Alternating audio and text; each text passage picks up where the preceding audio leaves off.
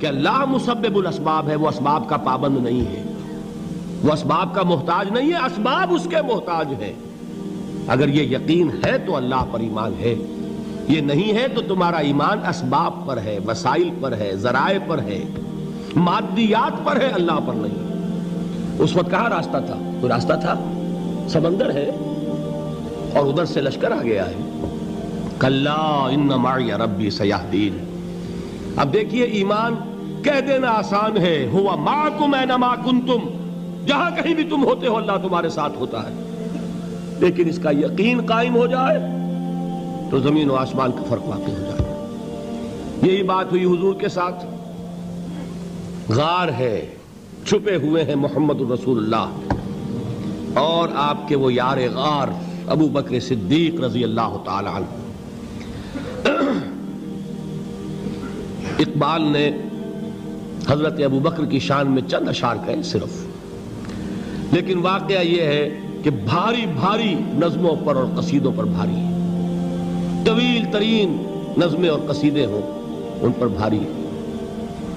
ہمت ابو بکر کی ہمت جو ہے، کشت ملت را جو ابر، جیسے بارش سے کھیتی اپجتی ہے، ابو بکر کی ہمت اور عزیمت اس امت کو اسی طرح سینچنے والی ہے۔ ثانیے اسلام و غار و بدر و قبر،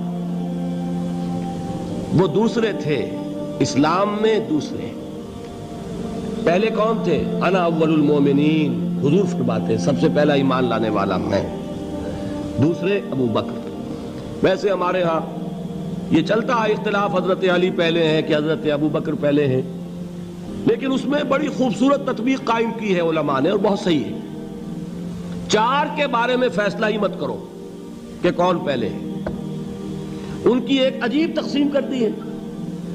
آزاد مردوں میں، بالغ مردوں میں سب سے پہلے ابو بکر، بچوں میں سب سے پہلے علی، خواتین میں سب سے پہلے خدیجہ، اور غلاموں میں سب سے پہلے زید ابن حارثہ۔ بڑی پیاری تقسیم ہے، یہ چاروں ہی پہلے ہیں، ہر ایک کے لیے اولیت ہے۔ اور واقعہ یہ ہے کہ اگر زمانی اعتبار سے تعین ہوگا تو پہلے خدیجۃ الکبریٰ آئیں گی رضی اللہ تعالی عنہ۔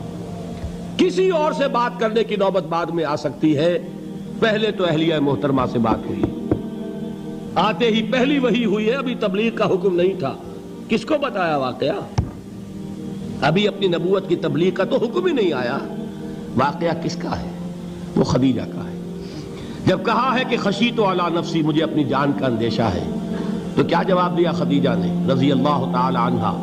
وہ صدیقۃ الکبریٰ ہے۔ صدیقات جو ہیں خواتین، ان میں چوٹی پر خدیجۃ الکبریٰ ہے رضی اللہ تعالی عنہا، اور صدیق جو مرد ہیں ان میں صدیق اکبر ہے ابو بکر صدیق رضی اللہ تعالی عنہ، لیکن صدیقات میں چوٹی پر۔ جب حضور نے فرمایا خشیت علی نفسی، کیا فرمایا؟ کیا عرض کیا؟ کیسے تسلی دی؟ نہیں نہیں، اللہ آپ کو ضائع نہیں کرے گا، آپ غریبوں کے ہمدرد ہیں، آپ مساکین کے تکالیف رفع کرنے والے ہیں، آپ بیواؤں کی سرپرستی کرتے ہیں، آپ مسافروں کی خدمت کرتے ہیں، اللہ آپ کو ضائع نہیں کرے گا۔ یہ یقین ہے اس خاتون کے اندر۔ خیر وہ ایک علیحدہ بات ہو جائے گی۔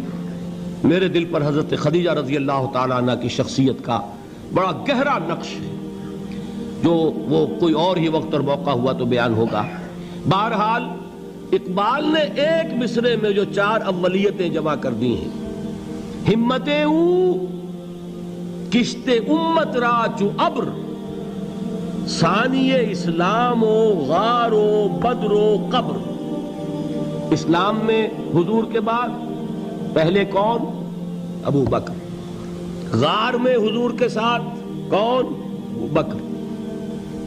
بدر کی رات اللہ کا رسول سربسجود، وہ جھاڑ، وہ گھاس پھوس کی جو جھوپڑی بنائی گئی تھی، اور وہاں تلوار ننگی لے کر پہرا دینے والا کون؟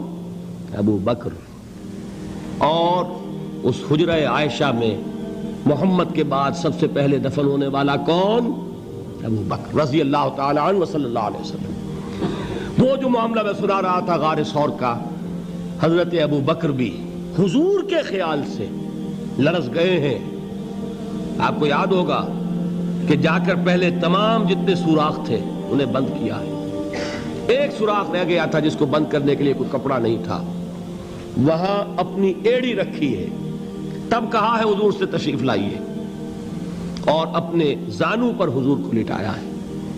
اور وہاں کسی موذی جانور نے کاٹا ہے. حضور کی آنکھ لگ گئی تھی. اس وقت اس بل کے اندر جو بھی بچھو ہے کیا ہے واللہ عالم, اس نے کاٹا ہے. اس کی تکلیف کی وجہ سے ابو بکر کی آنکھوں سے آنسو ٹپک گئے. حضور کے چہرے مبارک پر پڑے ہیں تو حضور جاگے ہیں معاملہ کیا ہے. ایڑی نہیں ہٹائی وہاں سے, مبادا وہ جانور وہاں سے نکل کر محمد الرسول اللہ کو کوئی گزن پہنچا دے. ابو بکر کی ایڑی ہے, جس طرح چاہے کھا لے, ختم کر دے, جان نکل جائے تب کوئی آنچ آئے محمد پر تو آئے, لیکن جیتے جی نہیں. وہ ہے ابو بکر. حضور کے خیال سے اس وقت حضور نے پھر اپنا لعاب دہن لگایا ہے, اور اس سے پھر آپ کی تکلیف ختم ہوئی. جیسے خیبر میں حضرت علی کی آنکھ دکھ رہی تھی, اس کو جو شفا حاصل ہوئی ہے وہ بھی حضور کے لعاب دہن سے ہوئی. تو بہرحال اس وقت انہوں نے کہا ہے کہ اے نبی یا رسول اللہ, اگر اس وقت ان میں سے کسی نے غیر ارادی طور پر بھی اپنے قدموں کی طرف جھانک لیا تو پکڑے جائیں گے. کیا جواب تھا اللہ کے رسول کا؟ لا تحزن ان اللہ معنا. اللہ ہمارے ساتھ ہے, کیوں گھبراتے ہو ابو بکر؟ یہ ہے ایمان باللہ. میرا مالک اللہ, میرا رازق اللہ, میرا محافظ اللہ, میرا مددگار اللہ, میرا پشت پناہ اللہ, میرا دوست اللہ. یہ دوستی ہے اللہ کی جو لب لباب ہے, حاصل ہے ایمان کا. اسی کا نام ولایت ہے. اولیاء اللہ کے سروں پر سینگ نہیں ہوتے. جس کے دل میں ایمان راسخ ہو چکا ہو وہی اللہ کا ولی ہے. جسے اللہ پر یقین ہو چکا ہے وہی اللہ کا ولی ہے. جسے یقین ہے اللہ میرے ساتھ ہے, میرا مددگار, میرا پشت پناہ, میرا ساتھی, میرا دوست, میرا محبوب, میرا محب. اللہ اہل ایمان سے محبت کرتا ہے.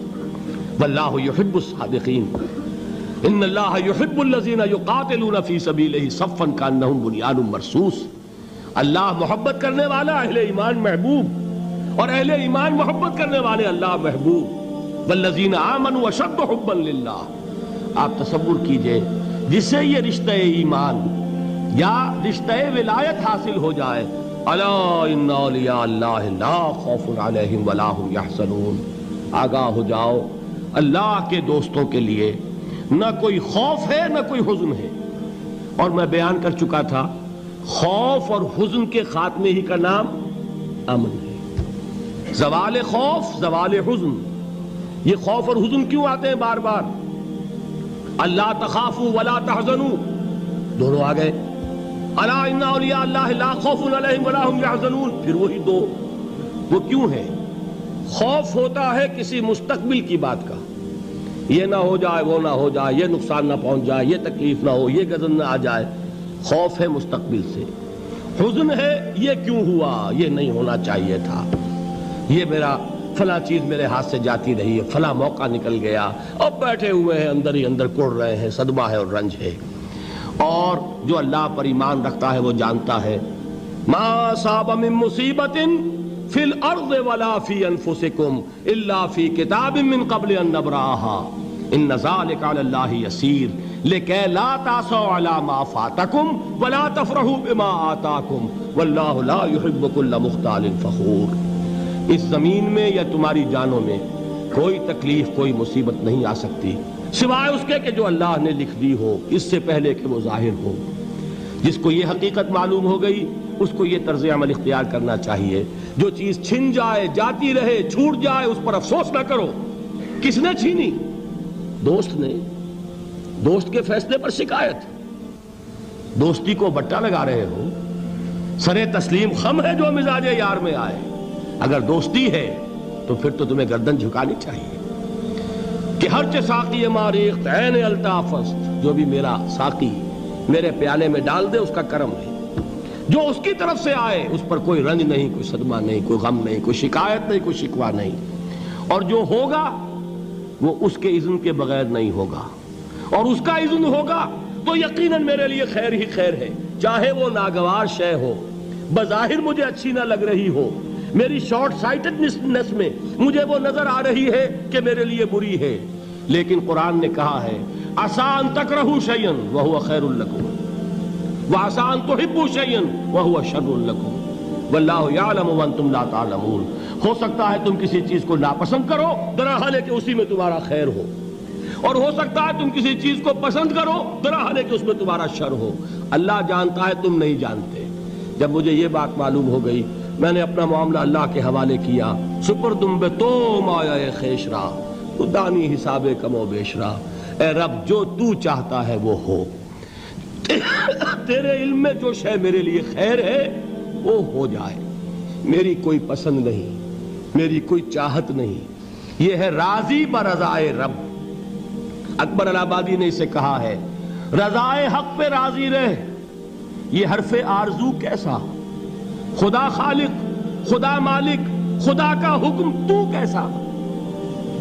جب میں آ گیا بیچ میں، میری پسند، میری مرضی، میری خواہش، میری چاہت، یہی تو شرک ہے۔ ما شاء اللہ کان وما لم یشاء لم یکن، جو اللہ نے چاہا وہ ہوا، جو اس نے نہیں چاہا نہیں ہوا، اختیار اس کا ہے، میرا تو نہیں۔ رضائے حق پہ راضی رہے، یہ حرف آرزو کیسا، خدا خالق، خدا مالک، خدا کا حکم تو کیسا۔ اقبال نے اسے کہا ہے فارسی میں، اب آپ کہیں اس کا ترجمہ بھی کرو تو وہ مجھے ذرا اس وقت کچھ بہت ہی بدذوقی کسی بات نظر آئے گی۔ جائیے پوچھئے کسی سے جسے فارسی آتی ہو۔ برو کشید ز پیچا کے ہست و بود مرا، چے اقدہا کے مقام رضا کشود مرا۔ مجھے تو تمام پیچ و خم سے نکال دیا اس مقام رضا نے، میں راضی برضائے رب ہوں، جو فیصلہ اس کا میں اس پر راضی۔ تو کہاں کا حزن اور کس کا خوف، یہی زوال حزن اور زوال خوف، یہی ہے امن، یہ نتیجہ ہے ایمان کا۔ تو جان لیجئے یہ ہے لب لباب، یہ ہے حاصل ایمان کا، یہ ہے تو ایمان ہے، یہ نہیں ہے تو ایمان نہیں۔